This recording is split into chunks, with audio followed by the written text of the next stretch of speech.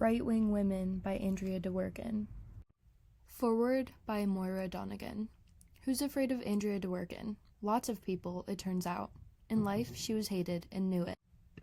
Conservatives and liberals alike pilloried Donegan, making her name a shibboleth for feminism's dangerous and unsexy excesses. They treated her work with mocking unseriousness at some moments, fevered contempt at others. A different sort of writer might have tried to rise above this mistreatment with a cool dignity, not Donegan. She raged against it as a symptom of the very misogyny that she diagnosed with such merciless precision in her work. In a scathing letter to the New York Times, she wrote that the paper managed to avoid discussing anything real or even vaguely intelligent about my work and the political questions it raises. She was indelicate, but she wasn't wrong.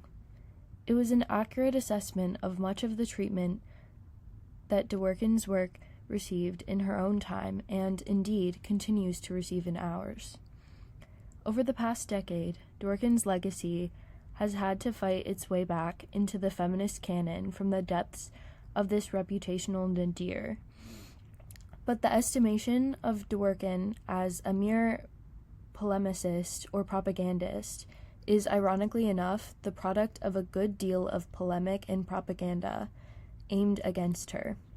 It is not a perception that withstands any engaged encounter with her actual work. Such an engagement is what I hope you will embark on here, with this reissue of one of Donegan's most ambitious, exacting, and essential books, Right-Wing Women, her 1983 exegesis on women in the conservative movement and on the conservative movement's approach to women. It is a loss for all of us that Right-Wing Women has been so long out of print, but I have felt its absence most acutely in the years since 2016, that grimly pivotal historical moment. The rise of Donald Trump reoriented American politics, laying bare our country's social pathologies and organizing our political system around a newly frank and avowed reverence for violence and inequity. As the years have passed, I frequently longed to have a copy of Right-Wing Women close at hand, to guide me as events call on us all to rethink what we thought we knew about masculinity and domination, the meaning of gender in the political sphere, and women's role in upholding it all. When she was still alive, Donegan was often criticized as hyperbolic and unnuanced in her diagnosis of the functioning and logic of the gender status quo. But Donald Trump, with all his hatred, vulgarity, and love of force, seems to offer up an awful confirmation that what she saw was really there all along. His is a politics that embodies what Donegan saw in everyday misogyny, a reverence for domination and sadism, a cruel and peevish enforcement of oppressive hierarchies, an egotism that feeds, with an almost erotic enthusiasm, on the pain and humiliation of others. Such a figure lurks, omnipresent, in the background of Right-Wing Women, as Donegan seeks to identify and explain the appeal of authoritarianism, both of the grand sort, which animates dictatorial politics, and of the domestic sort, which makes tyrants of husbands and fathers. Donegan looked into this darkness and asked what it would mean to seek safety in it, what sort of desperateness and degradation women would have to endure before they began to see the political right as their best option for survival. It's a cliche to say that sexism could not survive without women's participation, and Donegan is not the only feminist who has sought to explain their cooperation. In 1988, just a few years after Right-Wing Women was first published, the political scientist Denise Candiotti coined the term patriarchal bargain to denote the sacrifices of dignity, opportunity, or self-determination that women make in order to secure their survival under systems of male domination. Donegan, too, analyzes those trade-offs, the ways that right-wing women seek safety and status within a movement that degrades them. In her telling, even the most odious of conservative women are acknowledged as suffering the indignities and violence of male domination. She shows us Anita Bryant, the homophobic crusader, being stalked and domineered by her ultra-religious husband, Bob Greene, and hoping that enough prayer and fervor would save the marriage. It didn't. She shows us the anti-feminist leader, Phyllis Schlafly, a figure of formidable public passion and organizing power, reduced under the conservative gender paradigm to begging God for the strength to love her husband. They know that they are valued for their sex organs, and their reproductive capacity, Dworkin writes of these women, and so they try to up their value through cooperation, manipulation, conformity, through displays of affection or attempts at friendship, through submission and obedience, and especially through the use of euphemism, femininity, total woman, good, maternal instinct, motherly love.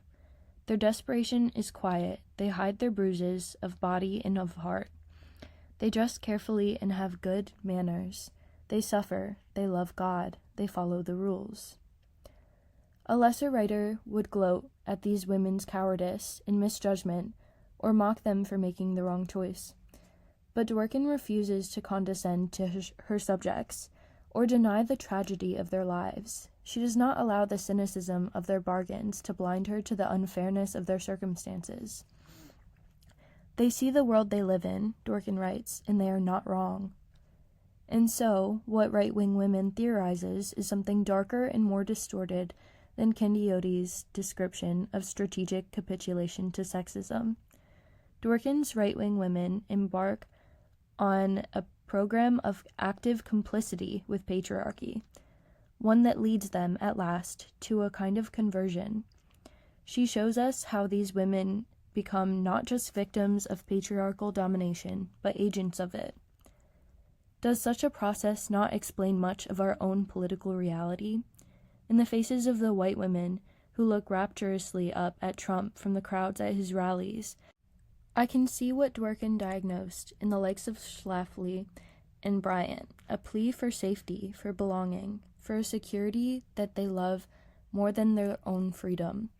These women conservatives are no longer acting, as liberals so often say they are, against their own interests, because to act against their own interests, they would have to have their own interests, and indeed their own selves. And that is exactly what the conservative ideological project has divested them of. Reading right-wing women now, in the age of Trump, reveals that what Dworkin's critics once thought of as her hysteria was in fact her prescience. What else in the decades-long rush to dismiss her work might we have missed? For those not familiar with her, it will be a surprise to find that Dworkin is a writer of tremendous power and uncommon emotional sensitivity. She came by it in the hard way. Born in New Jersey in 1946 to Jewish parents, Dworkin experienced sexual abuse for the first time at the age of 9, when she was molested by a total stranger in a movie theater. As an undergraduate at Bennington, she was arrested in Manhattan at a protest against the Vietnam War, and was subjected to a violent and violating gynecological exam in jail. Later, as a young woman in Amsterdam, her political convictions led her into an anarchist sect, and she married a man she met there. He beat her savagely. Amid his abuse, in her lowest desperation, she turned to friends and her parents for help, but most of them ignored her, preferring to look away. She would later write of this last episode, the inescapability of domestic violence, the traitorous indifference of her community, as the greatest despair of her life. It took her years to escape, which she only managed to do by working as a prostitute to earn money. Still more sex that she came to see as coerced and unchosen. This violent biography is sadly not abnormal for women, either in Dworkin's time or in ours. What was uncommon about Dworkin was her willingness to speak about it, to name gender violence as an emergency, its infliction as a kind of terrorism, and the widespread acceptance of it as a social pathology. Critics of Dworkin today like to wield her biography against her, to say that her experiences of violence had rendered her unreliable, untrustworthy, or psychologically incapable of perceiving reality. This is a common way to dismiss women, and in particular women who name rape, to say that what has happened to them has made them crazy, and that therefore they cannot reliably interpret it. It is certainly true that violence can alter us, permanently revising how we see the world in that mysterious process of pain and memory that it is now fashionable to call trauma. But it is still unclear whether those experiences deceive us or whether they initiate us into a terrible knowledge, whether they lower a veil over our eyes or lift the curtain on the dark truths of the world, forcing us to see something that other people would rather not. For her part, Dworkin always defied the smears that she was unstable, vengeful, or deluded by woundedness. She never backed away from claiming experience as a source of her own expertise. Dworkin is famous for being impassioned and unyielding in her feminist convictions, but reading her, she surprises you with the rigor of her research and argument, with the pan-historical ambition of her intellectual project, and above all, with her acute, creative, and painfully felt sense of empathy. You may have heard Dworkin caricatured, inaccurately, as having claimed all sex is rape. You would be surprised to discover that her offense at the way sex is used to dominate and degrade comes in part from her faith in eroticism's transcendent potential to enrich and add meaning to our lives, if only we could divest it from the corrupting logic of male supremacy. You may have heard that Dworkin opposed pornography. You would be surprised to discover her close readings of it, which grapple less with questions of regressive morality than with the influence of representative art on the social world, and of how what we see and consume changes how we think and treat others. You may have heard incorrectly that Dworkin bore a bigoted or antagonistic view of trans women. You would be surprised to discover that in fact Dworkin was among the first radical feminists to call for gender-affirming care to be paid for by the state, and that she referred to transition approvingly as a kind of erotic civil disobedience. Few writers are pilloried so confidently by people who do not really know what they said. Few writers provide, as a consequence, so many disorienting surprises. Many readers first come to Dworkin expecting to be made angry, but they stay because of how deeply they are moved. They also stay because Dworkin, at her most successful, attempts a feminism of greater cogency and commitment than much of what has been on offer in the modern day. She understands male supremacy as a human catastrophe and refuses to minimize the full scale and horror of what it inflicts on women. Her analysis of misogyny as a culturally and historically pervasive system of domination, one that is not merely evidenced through art and literature, but reinforced by them, can have a clarifying effect, bringing the world into startling focus. Perhaps it was this lucidity of her prose, with its omnivorous citation and relentless focus on women's suffering under patriarchy, that Dworkin's critics were responding to. Reading her, after all, can be a disturbing experience. It is unpleasant to see such things made so clear. Now, some 20 years after her death, it has become possible to assess Dworkin's reception with the calm remove of distance. And from here, it seems obvious that much of the hysteria and hate she was charged with by her critics was in fact a projection of their own anxious desires to avoid a confrontation with the realities of patriarchal violence, a confession posing as an accusation. Many women, I think, resist feminism because it is an agony to be fully conscious of the brutal misogyny which permeates culture, society, and all personal relationships, she wrote in Our Blood. Dworkin does not spare her readers this agony. The ability to stomach her, I have found, often comes from a certain hardness and determination, a willingness to look levelly at the truth of what the world is. Not everyone has this capacity. Which is not to say that Dworkin never got it wrong. The cultural resistance to Dworkin's message makes it difficult to pick apart her real flaws from our personal defensiveness, but the flaws are there. Dworkin can be unnuanced and myopic. She pays rigorous attention to how sex is used to degrade women, but is not attentive enough to how it can inspire and enliven them. She has an acute sense of the perils facing the socially marginalized, but does not dwell enough on how those same people can come to take sadistic glee in their own access to power. Dworkin sees Anita Bryant as a victim of an overbearing, abusive husband, and she was. She does not grapple with the sincere sadism of Bryant's homophobia. She sees Schlafly as a genius whose sex led her to be overlooked by the chauvinistic Reagan administration, and she was. She may allow the unfairness of this insult to eclipse her full reckoning with Schlafly's misogyny. Dworkin, too, makes linguistic choices that I cringe from.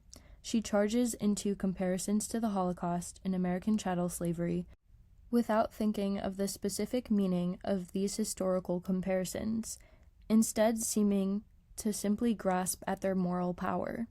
It is not enough to say that such choices are the product of Dworkin's time. They are careless choices.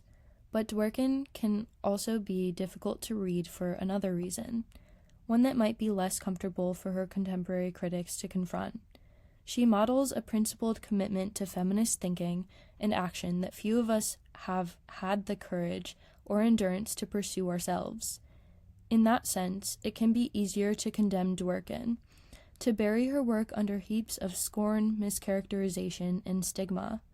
In her chapter on abortion politics, Dworkin writes that one reason why right-wing women want abortion to be illegal is so that they will not have to see the reality of women living differently, and so will not have to acknowledge their own choices to conform. No one has to be confronted with another woman making a choice, choosing not to be a mother. Dworkin writes, no one must face women openly with priorities other than marriage and conformity. The women who rebel against their function must do it secretly, not causing grief, embarrassment, or confusion to other women. Dworkin's stridency, her confidence, her commitment, all of these can cause us grief, embarrassment, and confusion. I ask you to read on anyway, in spite of any anger or shame she might make you feel. Dworkin, after all, did not shy away from anyone's disapproval. She has certainly had mine at times. She may well earn yours. We prefer our feminists to be humble, uncertain. We like them to merely pose questions.